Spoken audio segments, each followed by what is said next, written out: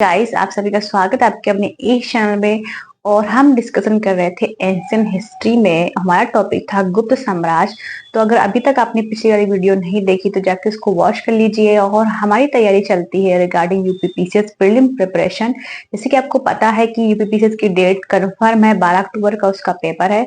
तो उसकी रिगार्डिंग जो मेरे नोट्स हैं, जो मैंने एनसीईआरटी एंड ऑनलाइन प्लेटफॉर्म के माध्यम जो मैंने अपने नोट्स बनाए हुए हैं, मैं अपने चैनल पे उन्हीं नोट्स को डिस्कशन करती हूँ आप लोगों के साथ। और आप लोग उन वीडियो को, उन नोट्स को पसंद भी करते हैं, तो मुझे आप लोगों से मोटिवेशन मिलता है। तो आज डिस्कस करते हैं हम गुप्त समाज भाग पार्ट 2 के बारे में। वीडियो में हम समुद्रगुप्त तक डिस्कशन कर चुके थे और आज हम डिस्कस करेंगे रामगुप्त के बारे में।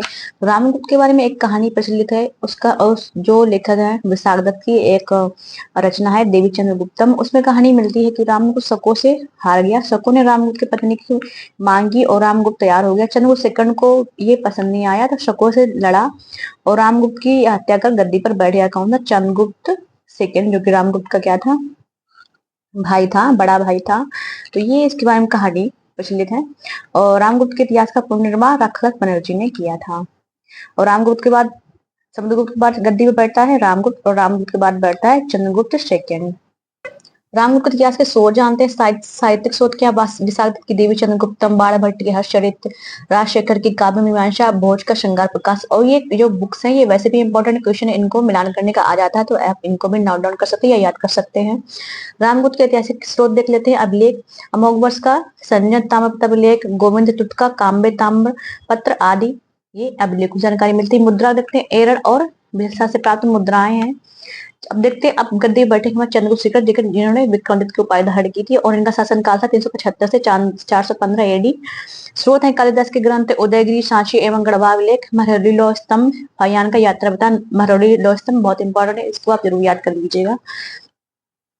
इसके बाद है वैवाहिक संबंध देखते हैं। नागवंशी राजकुमारी से स्वयं विवाह किया, जिसमें पुत्री प्रभावती गुप्त का जन्म हुआ था।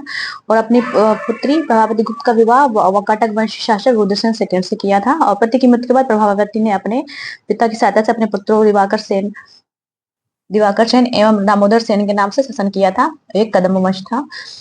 फिर विजय देखते हैं। उदयगिरी अभिलेख के अनुसार विजयों का उद्देश्य पृथ्वी को जीतना था, चंद्रगुप्त सेकंड का, जिसे हम चंद्रगुप्त विक्रमादित्य भी बोलते हैं। पश्चिमी शासक या अंतिम शासक रुद्र सिंह थर्ड को इन्होंने पराजित किया था। शकारी की उपाधि धारण की थी, क्योंकि शकों को पराजित किया था तो शकारी की उपाधि धारण की थी। एवं चांदी के सिक्के चला, सिक्कों पर सिंह का चित्र करवाया था। महरौली लौह स्तंभ, चंद्रगुप्त सेकंड ने सिंध से लेकर बंगाल तक के क्षेत्र को जीता था। ये हमारे महरौली लौह स्तंभ से जानकारी मिलती है। अब दरबारी नवरत्न देख लेते हैं। यहाँ से क्वेश्चन हमेशा पूछा जाता है। कालिदास, अमर सिंह की पुस्तक पूछी जाती है। अमरकोश, वराहमिरी ज्योतिष और खगोल थे। बेताल भट्ट, बैतल कहानी आपने सुनी होगी, धर्मवंती चिकित्सक सकते हैं। घटपर्वक, वररुचि, शंकु और छपड़क। और एक क्वेश्चन इंपॉर्टेंट है कि जो आर्यभट्ट थे वो नवरत्नों में से नहीं थे। और ये जो नवरत्न, यहाँ से क्वेश्चन हमेशा पूछ लिया जाता है तो आप इसको जरूर याद लीजिए। एक नवरत्न और किसके दरबार रहते थे? अकबर दरबार रहते थे। और अकबर से पहले हमारे चंद्रगुप्त सेकंड के दरबार में नवरत्न रहते थे।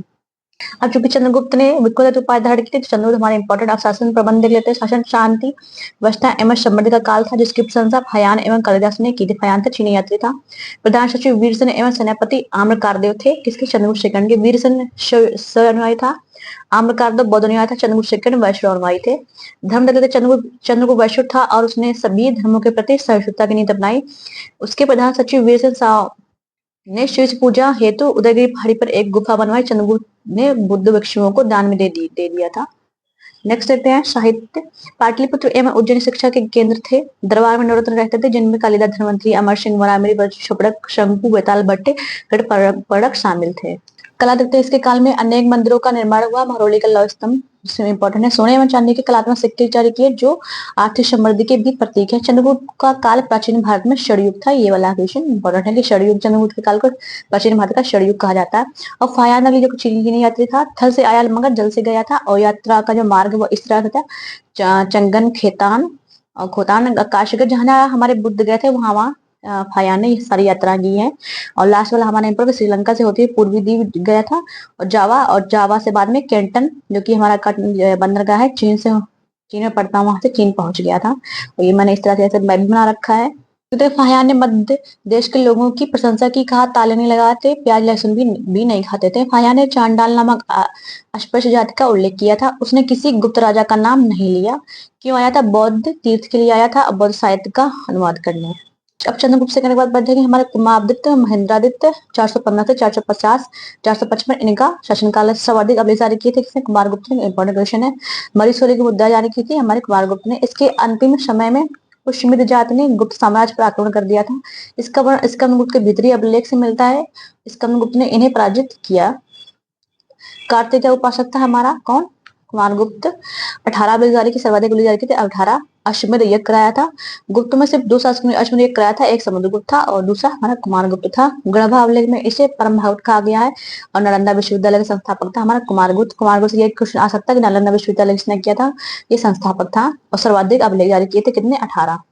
हम देख लेते हैं स्कंदगुप्त शासनकाल है 455 से 467। स्कंदगुप्त के शासनकाल की जानकारी जूनागढ़, भीतरी, सुपिया, गढ़वा आदि एवं सोने चांदी के सिक्के से मिलती है। शनि अभियान लेते हैं।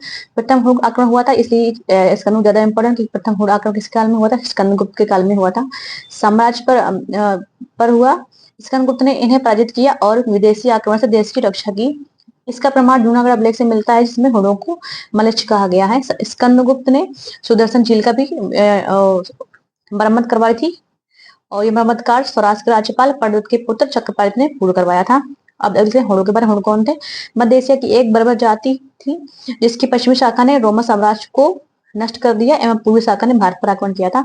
आक्रमणकारी था तोरमड़। तोरमड़ के बाद इसका पुत्र था मीरकुल, जो कि भारत में रहा भी था। इसने कश्मीर में शासन किया और ये शैवनुयायी था।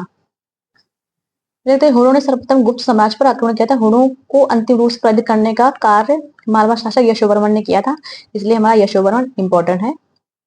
मंदसौर अभिलेख में इसकी जानकारी मिलती है। अब स्कंदगुप्त का और देख लेते हैं। इस समय पड़दा स्वराज के राज्यपाल था। जूनागढ़ अभिलेख से पता चलता है कि भारी वर्षा से समुद्र सुदर्शन झील का बांध टूट गया। तब पड़दा के पुत्र चक्रपालित ने इसका पुनर्निर्माण करवाया एवं इसके तट पर विष्णु की प्रतिमा स्थापित की थी। स्कंदगुप्त वंश का अंतिम महान शासक था कौन? स्कंदगुप्त। अब गुप्त की अवनति का काल देख लेते हैं, यानी कि इसके जो क्या होता है अब गुप्त वंश की अवनति का काल देख लेते हैं, यानी कि विघटन क्यों हुआ था? पुरुगुप्त 467 से 476 बौद्ध धर्म का अनुयायी था। ये हमारे जो कुछ टाइम तक हमारे शासन काल रहे थे, लेकिन ये अपने समय को संभाल नहीं पाते। इसके बाद कुमारगुप्त सेकंड आए थे। बुद्धगुप्त आए थे 406 से 495, बौद्ध धर्म को मारने वाला था। नालंदा महाविहार को दान दिया था। नरसिंहगुप्त आदित्य आते हैं, बौद्ध धर्म का अनुयायी था। हुड़ नरेश मेरे को पराजित कर बंदी बना लिया, लेकिन तो अपनी माँ के कहने पर इसने छोड़ दिया था। हुड़ वही तोड़मल का पुत्र था। मेरी मूल को ही इसने पराजित करे, इसलिए ये थोड़ा हमारा इम्पोर्टेंट है। नरसिंहगुप्त बालादित्य। अब हमारे आएगा भानुगुप्त। यहाँ से क्वेश्चन पूछा जाता है, देखिए क्यों पूछा जाता है उसका भी चर्चा कर लेते हैं।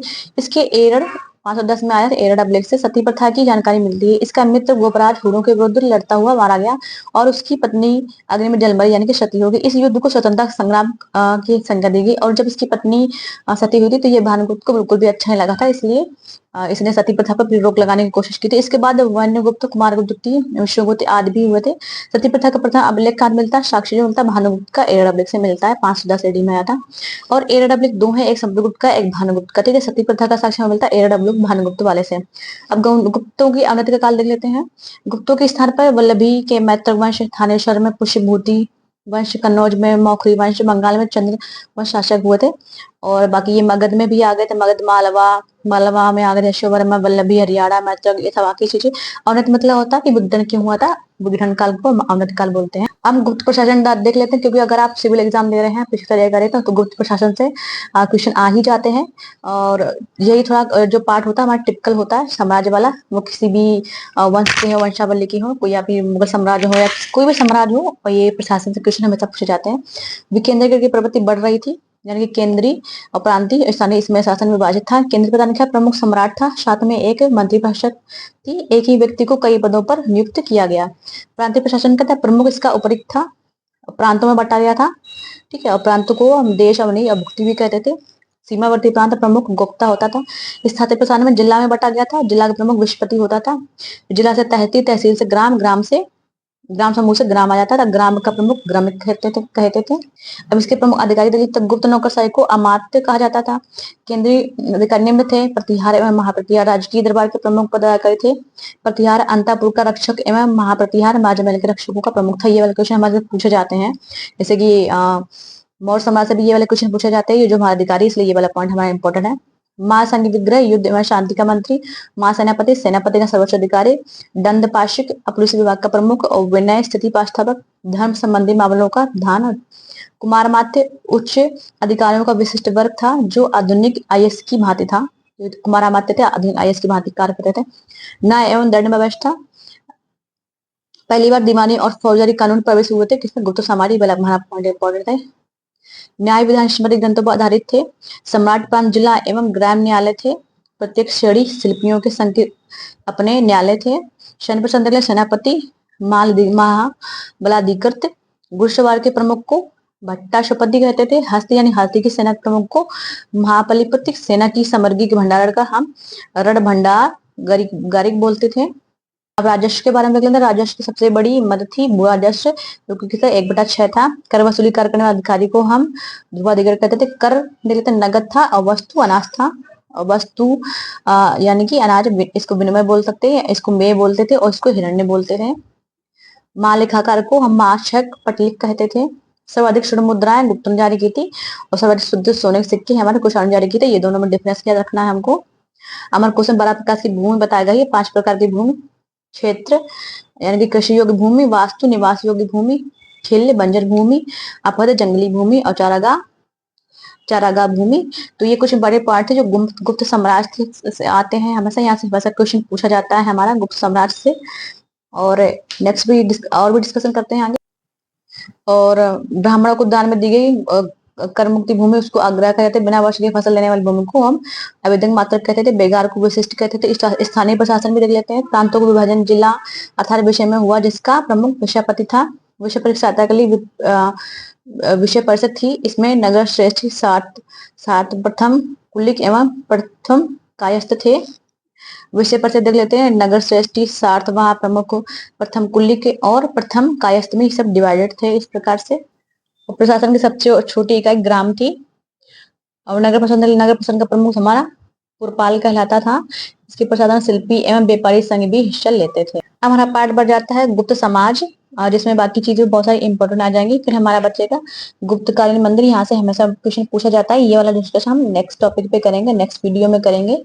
तो देखिए, बाकी के डिस्कशन मैंने फिगर बना रखा है, बाकी का डिस्कशन हम नेक्स्ट वीडियो में करेंगे। तो मिलते हैं नेक्स्ट वीडियो में। बाकी देखिए, ऐसे क्वेश्चन पूछे जाते हैं। आज के लिए इतना ही रखते हैं।